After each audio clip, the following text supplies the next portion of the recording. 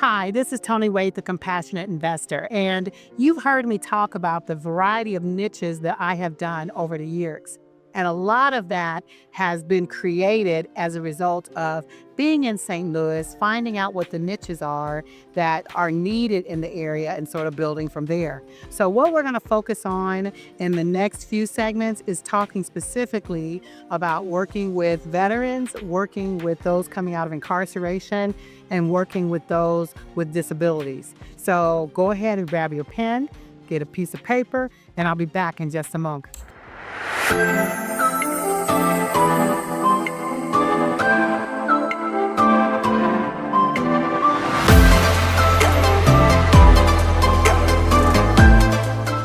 We're talking about the types of niches that I have done throughout the years around housing. And this one here is going to talk specifically about veterans. And I'm just going to say, in this particular niche, I can honestly say I didn't really get the jump off like I wanted to, for several reasons. Those of you who know, I had a large four-family flat. And at the time, we were talking about partnering with an organization that was looking for housing. And I just remember walking through Lee Street, and we had like massive units. We were ready to cater to individuals who were veterans and really working with them in this house. But there was so much red tape, like beyond red tape, to just simply get them approved. And just to sort of let you know some of those nuances, like you're required to have a sprinkler system in the building. Like now, if you saw my building, it was like an old building. Like it would have cost me thousands of dollars, tens of thousands of dollars just to add the sprinkler system into that to make it work. But that was a challenge. Then we had all these little things that we had to do to get veterans housed there. And I really was ready to do something because there was clearly a need, but I couldn't make it fit. And sometimes when you're creating a niche, you just have to know when, maybe I shouldn't do that. That's what you have to decide. So when I was working with this organization to try to get qualified to do veterans, it was just so many things that we had to do that I sort of backed off. Now, I will tell you today, in dealing with veterans, they sometimes don't even approve shared housing models for the veterans any longer. It just depends. Like I have a property out in rural Missouri, so they have different stipulations. If you're in a rural area, they may make exceptions for individuals who are in a rural area to house them in a shared housing model. But those are the things that you have to think about. Is that something I really want to get into? Like it truly has a lot of things that you have to jump through. But currently, like here in St. Louis, I know they're just very particular about their shared housing model. And if they don't have their own private bathroom and they don't have their own private apartment, it's hard to get funding for that. So if you're looking to do the shared housing model with veterans, I want to encourage you to find somebody in your area that does that. They're in that space, they have a need, and figure out how you can partner and do it before you actually purchase the property. Because who wants to purchase a property that's not going to meet the specific requirements that you need? So I would tell you just to make sure you've got a really good partner to walk you down that path. If you're interested in working with veterans, like I said, that is totally not my full niche. I started off wanting to do that. I think there's still an opportunity, but later, because I'm going to make sure I buy it right, that's going to meet the specific things that we're looking at. If you do decide to get into this niche, because of all the ones that's out there, I would say the veterans, you have more opportunity to maximize your rents. So if you can make it work, and because they have so many benefits, it is just immense the number of benefits that they have. They just don't have housing. So out of all that I've done, that could be the most profitable niche to build out. But you want to make sure you get in right, make sure you've thought it through, make sure you've looked at every angle to make sure it's going to be a fit. Because having a building first, the likelihood of having it work, it's like slim to none.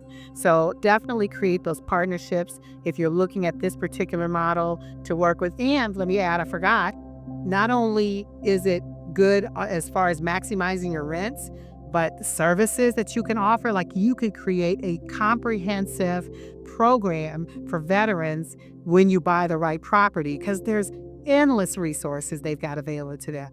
And to be able to tap into those resources for them and provide them services in your home, it's like a win-win. But once again, make sure you get into it right and make sure that you've thought it through before you go down that path. And we're talking about specific niches that I've done throughout the years.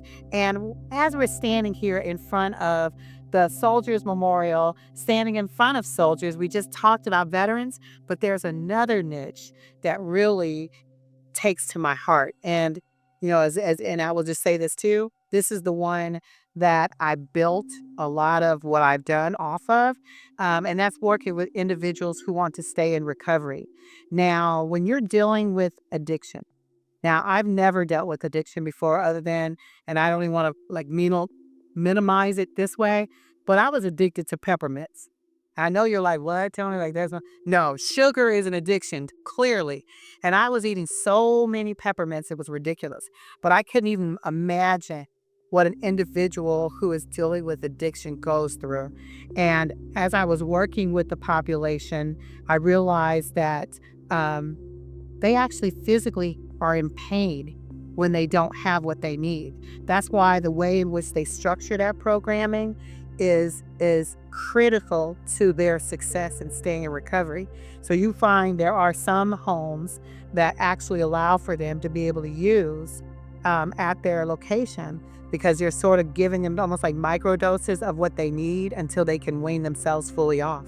And I'm all for what works. Now, I've never done that type of housing where I've had that type of recovery program, but I really focus on making sure that I can help them have an environment that is drug-free and alcohol-free. Now, the great thing I love about this model, and as I said before, I sort of modeled everything else that I did around this because it serves me. And if you understand that addiction is a disability, okay, so that's number one.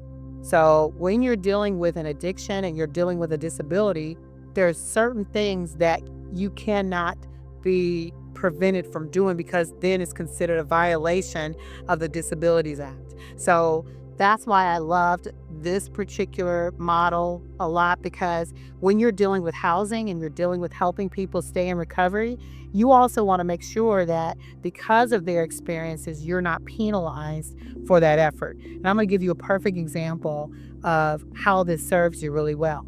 I had a property that got a lot of nuisances. I mean, a lot of nuisances. So nuisances, just for the sake of getting nuisances, for reasons that are out of your control, and it was because we were a recovery residence.